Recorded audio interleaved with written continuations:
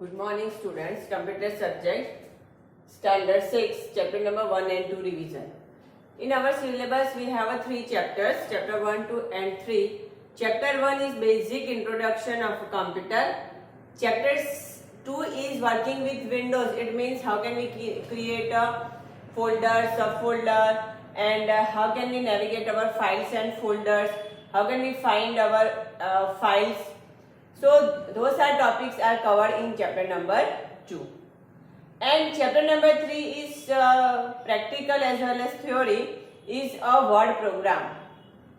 Word is a document program. We can create a document with formatting effect in Word application program.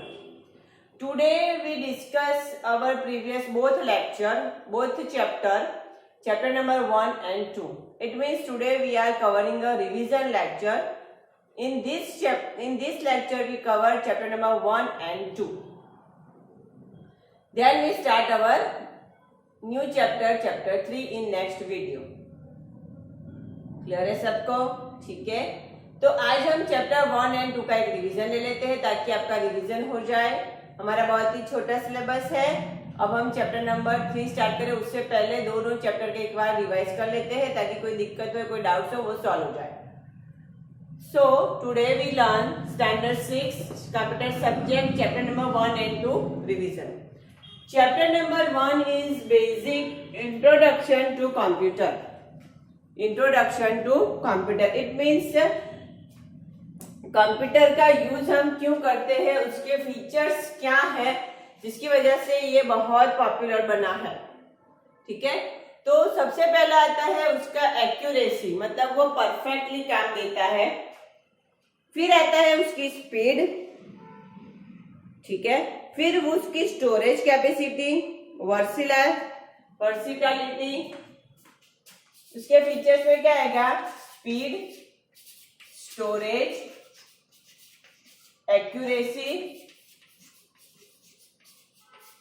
टायर्डलेस, versatility. मतलब different काम वो कर सकता है, ऐसा नहीं कि पर्टिकुलर एक ही काम. ठीक है, बहुत सारे काम एक साथ भी कर सकता है. मतलब वर्सिटैलिटी है, स्टोरेज है, एक्यूरेसी है, स्पीड है.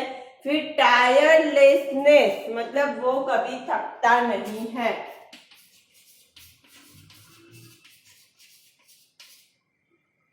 ठीक है, हम तो बोलते हैं कैश थक गए, ये काम नहीं करेंगे, पर कंप्यूटर कभी ऐसा नहीं बोलता. इवन इफ उसके अंदर कुछ प्रॉब्लम हो तो, इट मीन्स पावर सप्लाई नहीं है या फिर कोई वायरस है या स्टोरेज कैपेसिटी फुल हो गई है, तो वो काम नहीं करेगा. Otherwise it do lots of work. ठीक है, फिर आता है उसमें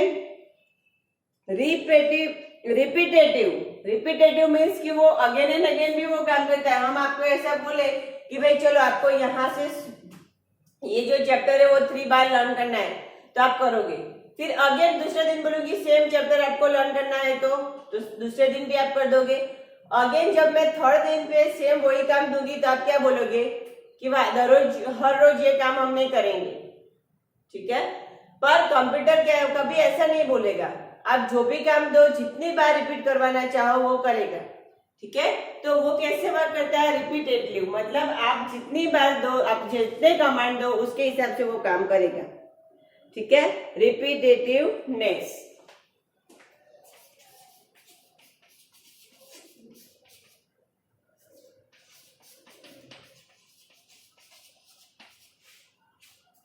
क्लियर है?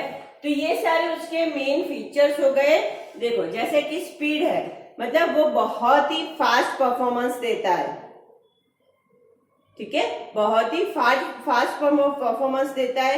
इन अ फ्यू मिनट्स, मतलब थोड़ी ही मिनटों में वो काम करके हमें देता है. कुछ भी कैलकुलेशन है, ठीक है, तो फास्टली करता है. फिर आता है स्टोरेज. स्टोरेज मीन्स कि आप उसके अंदर जो डेटा स्टोर करते हो वो है स्टोरेज. ठीक है, कितने कैपेसिटी, कितने बल्क में आप डेटा स्टोर करना चाहोगे वो आएगा हमारा स्टोरेज. फिर उसकी एक्यूरेसी परफेक्ट है. आपने जिस नंबर पे कैलकुलेशन करने को बोला होगा उसी का रिजल्ट मिलेगा. अपने आप वो कुछ नंबर नहीं लेगा. मतलब जैसा डेटा, जैसा इंस्ट्रक्शन, जैसे कमांड हम कंप्यूटर को देते हैं उसी के हिसाब से वो काम करेगा, अपने आप कुछ नहीं करेगा। ठीक है, वो है एक्यूरेसी। और परफेक्ट काम करेगा, ऐसा नहीं कुछ गड़बड़। ठीक है, आगे आती है वर्सिलिटी, मतलब वो बहुत सारे काम, मल्टीटास्किंग हम जिसको बोल सकते हैं, वो बहुत सारे काम करता है, पर्टिकुलर कैलकुलेशन नहीं।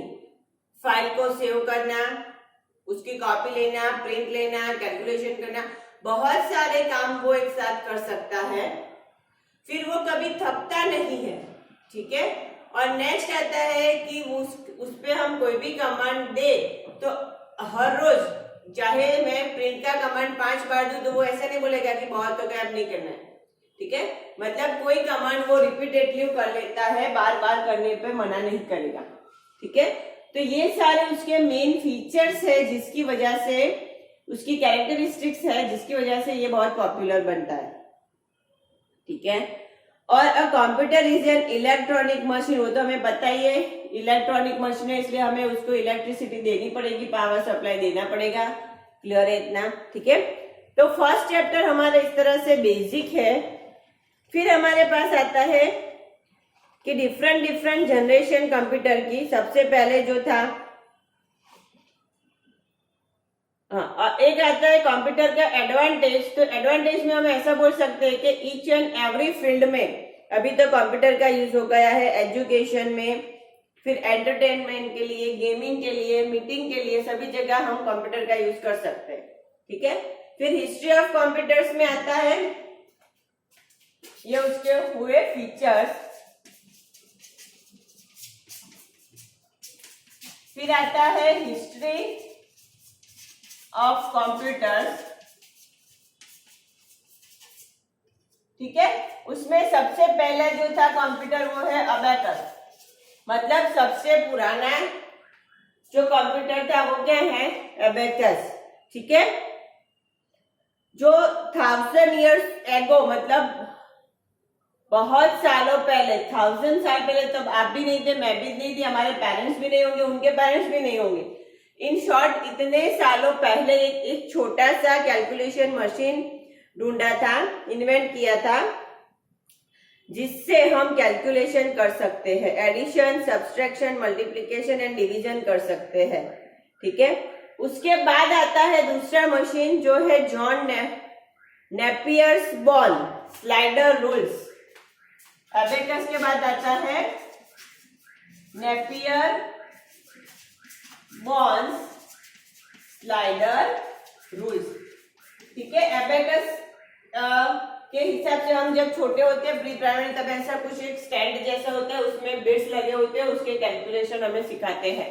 ठीक है, इसी तरह से दूसरा का आया है जॉन बॉन्ड्स का, मतलब सॉरी नेपियर बॉन्ड्स का है स्लाइडर रूल्स।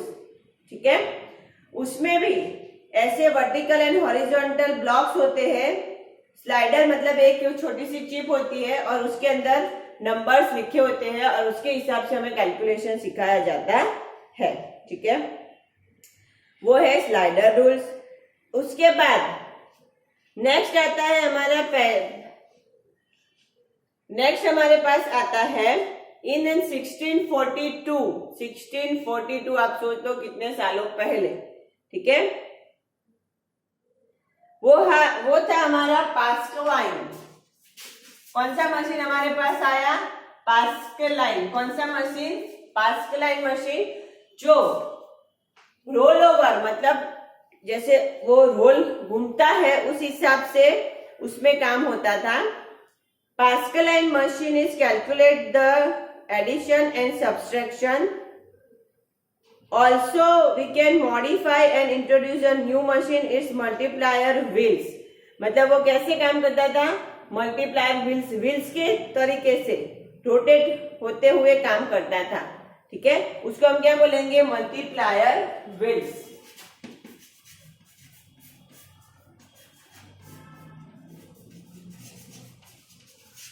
इसमें स्लाइडर था, इसमें बिट्स थे और इसमें अब क्या आ गए? व्हील्स। ठीक है, ये हिस्ट्री है बहुत पुरानी, जो सबसे पहले कंप्यूटर्स थे उसके बारे में। फिर हमारे पास आता है एनालिटिकल इंजन।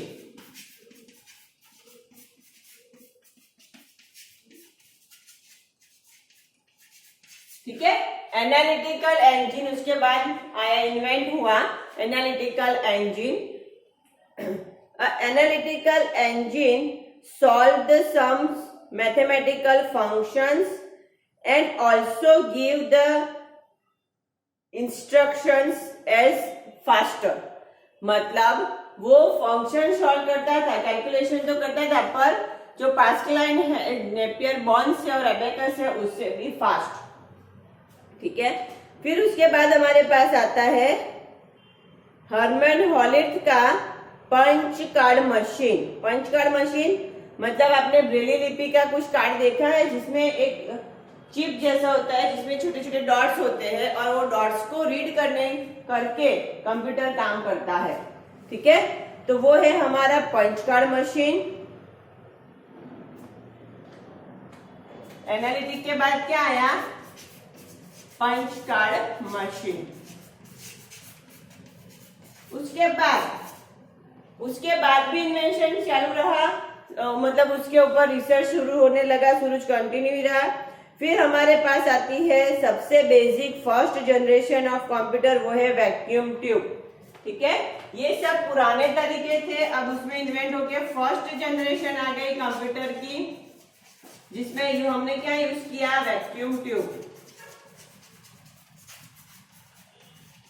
ठीक है, कौन सा मशीन यूज किया? Vacuum tube.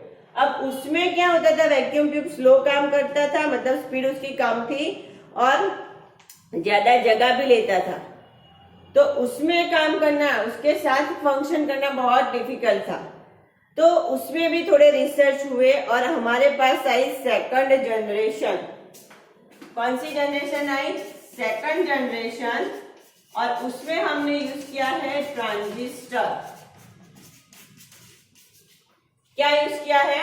ट्रांजिस्टर। वो वैक्यूम ट्यूब जो ज्यादा जगह रुकता था, स्लो काम करता था, उसकी वजह अब हमारे पास क्या आ गए हैं? ट्रांजिस्टर्स। फिर थर्ड जनरेशन आया जिसमें हमने उससे भी स्मॉल चीज ढूंढ ली थी, वो है इंटीग्रेटेड सर्किट। ठीक है, वो क्या है? Integrated circuit. उसके बाद फिफ्थ जनरेशन भी आ गया, तो फिफ्थ जनरेशन में हमने थर्ड जनरेशन में इंटीग्रेटेड सर्किट ले लिया। फिर फोर्थ जनरेशन हमारे पास आ रहा है बच्चों, तो फोर्थ जनरेशन में हमने लिया था माइक्रो प्रोसेसर, जो अभी यूज होता है वो। फोर्थ जनरेशन में हमने क्या लिया? माइक्रो प्रोसेसर, जो अभी यूज होता है सारे कंप्यूटर्स में। फिर आया फिफ्थ जनरेशन। ठीक है, फिफ्थ जनरेशन में जो सबसे लेटेस्ट टेक्नोलॉजी आ गई है, जिसमें हम रोबोटिक्स का यूज करते हैं, आर्टिफिशियल इंटेलिजेंस का भी यूज करते हैं, जिसमें सुपर कंप्यूटर की भी शुरुआत हो गई थी। ठीक है, तो फिफ्थ जनरेशन क्या कहलाएगा? रोबोटिक्स।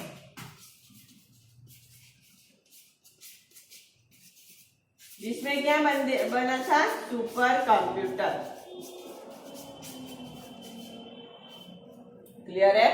तो ये सबसे पहले हमने हिस्ट्री ऑफ कंप्यूटर देखा, फिर हमने जनरेशन ऑफ कंप्यूटर्स देखा। ठीक है, मतलब ये सारे डिफरेंट लेवल से इन्वेंट होते हुए, रिसर्च होते हुए, डेवलपमेंट होते हुए हमारे पास अभी सबसे छोटा कंप्यूटर, मतलब वियरेबल कंप्यूटर, या फिर हम जो यूज करते हैं वो स्मार्टफोन आ गया, जो वन टाइप ऑफ क्या है? कंप्यूटर ही है। क्लियर है? एक बार फिर से देखो, हिस्ट्री ऑफ कंप्यूटर्स में हम देख सकते हैं सबसे पहले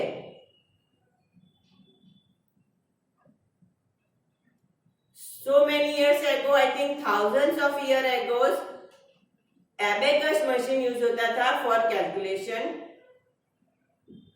उसके बाद हमारे पास आता है नेपियर बॉन्स का स्लाइडर रूल्स का मशीन, जहां से कैलकुलेशन होता था।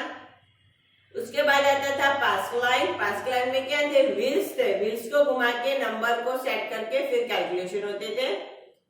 फिर हमारे पास आता है एनालिटिकल इंजन, ठीक है, जिसमें मतलब माइक्रो प्रोसेसर का यूज होता था। फिर आता है पंच कार्ड, वो भी पुराना मशीन था, ठीक है, जिसमें डॉट के थ्रू हम कुछ कैलकुलेशन कर सकते थे। ये सारे पुराने टेक्निक थे। अब उसमें और ज्यादा इन्वेंशन होने लगा। कंप्यूटर में हम एडिशन, सब्सट्रैक्शन, मल्टीप्लिकेशन का काम कर सकते थे। इसके अलावा हमें डॉक्यूमेंटेशन बनाना है तो क्या करेंगे, तो सारे इन्वेंटेशन होते हुए हम फर्स्ट जनरेशन पर पहुंचे हैं, जिसमें यूज होता था वैक्यूम ट्यूब। सेकंड जनरेशन में यूज होता था ट्रांजिस्टर्स। ट्रांजिस्टर आने के बाद कैलकुलेशन की मतलब कंप्यूटर की स्पीड बढ़ गई। थर्ड जनरेशन में आ गया इंटीग्रेटेड सर्किट। थर्ड जनरेशन जो सबसे मेन जनरेशन बोली जाती है, जिसमें ज्यादा से ज्यादा कंप्यूटर का यूज होने लगा। कंप्यूटर का यूज सिर्फ कैलकुलेशन के लिए नहीं, पर डॉक्यूमेंट बनाने के लिए भी होने लगा, ठीक है, ड्राइंग के लिए भी होने लगा। फिर फोर्थ जनरेशन में तो most of people computer use करने लगे। ऑफिस में, स्कूल में, एजुकेशन में, ट्रेनिंग में, ठीक है, सारी जगह पे कंप्यूटर का यूज होने लगा। क्योंकि उसमें क्या था, फोर्थ जनरेशन में माइक्रो प्रोसेसर, माइक्रोचिप जिसको हम बोल सकते हैं माइक्रो प्रोसेसर, ठीक है। इससे क्या बेनिफिट हुआ कि कंप्यूटर की साइज छोटी हो गई, स्पीड ज्यादा हो गई, स्टोरेज कैपेसिटी बढ़ गई। तो ये सारे बेनिफिट्स को लेके फोर्थ जनरेशन में सबसे ज्यादा लोगों के पास कंप्यूटर आने लगा, क्योंकि ऑफिस का वर्क सब कुछ बहुत फास्ट होने लगा, उसमें प्रेजेंटेशन उसमें बनने लगे, ठीक है। फिर आता है फिफ्थ जनरेशन। हम सब जो लोग जो लैपटॉप यूज करते हैं या फिर जो डेस्कटॉप कंप्यूटर यूज करते हैं हमारी लैब में या हमारे ऑफिस में, जो कंप्यूटर्स है जिसको हम पीसी बोलते हैं, वो सारे हमें थर्ड एंड फोर्थ जनरेशन में मिले हैं। फिर आता है फिफ्थ जनरेशन।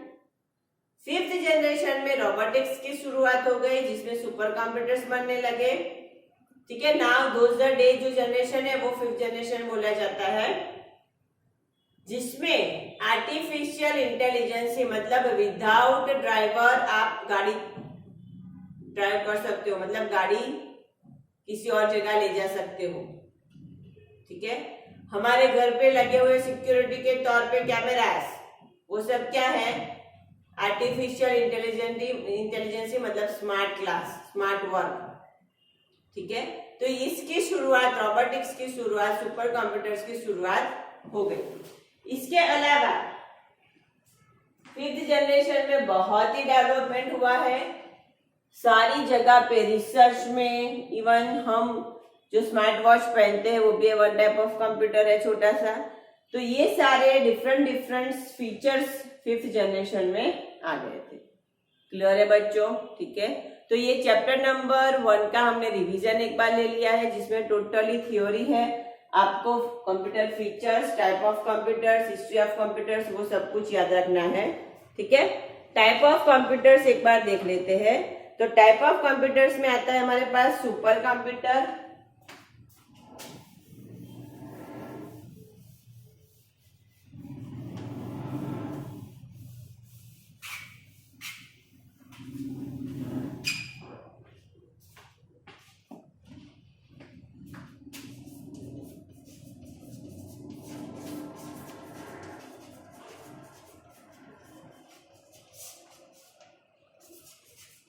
सुपर कंप्यूटर जो रिसर्च में यूज होता है, साइंटिफिक फील्ड में यूज होता है, मेडिकल रिसर्च में यूज होता है, वो है सुपर कंप्यूटर, ठीक है। फिर हमारे पास आता है मेन फ्रेम कंप्यूटर, ठीक है, जिसमें लास्ट इंस्ट्रक्शन होता है, जैसे कि बहुत सारा डेटा होता है, तो वो कौन सा कंप्यूटर है, मेन फ्रेम कंप्यूटर। कौन सा, मेन फ्रेम, जिसमें बहुत बल्क में डेटा स्टोर करना है और उसको एक्सेस बारी बारी करना पड़ता है, तो वो कौन सा आएगा, main frame. For example bank में कौन सा कंप्यूटर यूज होता है, मेन फ्रेम, क्योंकि उसमें बहुत सारे कस्टमर्स के डेटा होते हैं और वो एक्सेस भी करते हैं, ठीक है, इसलिए। फिर आता है मिनी कंप्यूटर्स, ज्यादातर मिनी कंप्यूटर्स हम देख सकते हैं गवर्नमेंट डिपार्टमेंट में।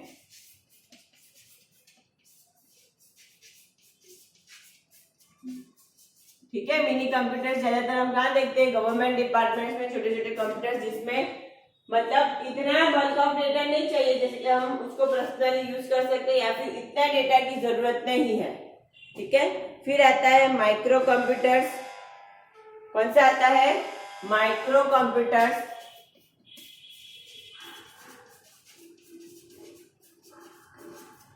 ठीक है, जो मिनी कंप्यूटर्स भी छोटे हैं और स्पीड में कैसे हैं? फास्ट है। ठीक है, जिसमें हम जैसे कि हमारा घर है, ऑफिस है, स्कूल है, ठीक है, वो सारे हमें उसमें डेटा करना है तो हम कौन सा करेंगे? Micro computers. For example micro computers में कौन कौन से आते हैं? पर्सनल कंप्यूटर, जिसको हम क्या बोलते हैं? पीसी। ठीक है, दूसरा आता है लैपटॉप। ठीक है, लैपटॉप भी क्या है? Micro computers. क्या है?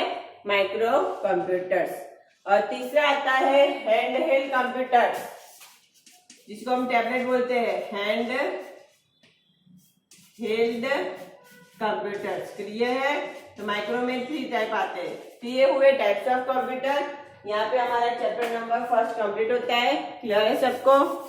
ठीक है, फिर हमारे पास आता है चैप्टर नंबर 2, जिसमें विंडोज के बारे में है, फाइल्स और फोल्डर्स के बारे में है।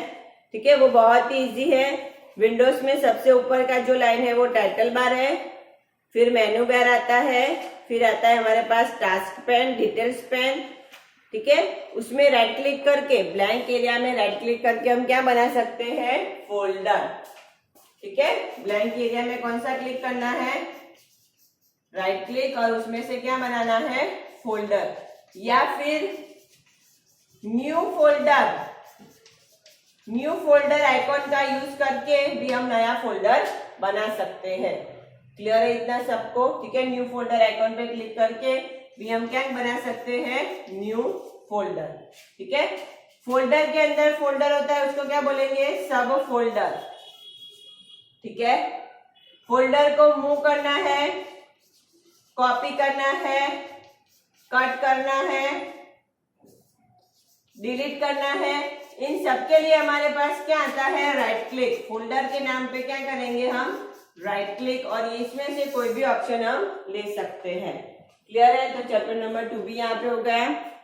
वो थोड़ा प्रैक्टिकल बेस्ड है, पता चलेगा सबको। ठीक है, तो यहाँ चैप्टर नंबर 1 और 2 का रिवीजन हमने ले लिया। आप अच्छे से लर्न कर लेना।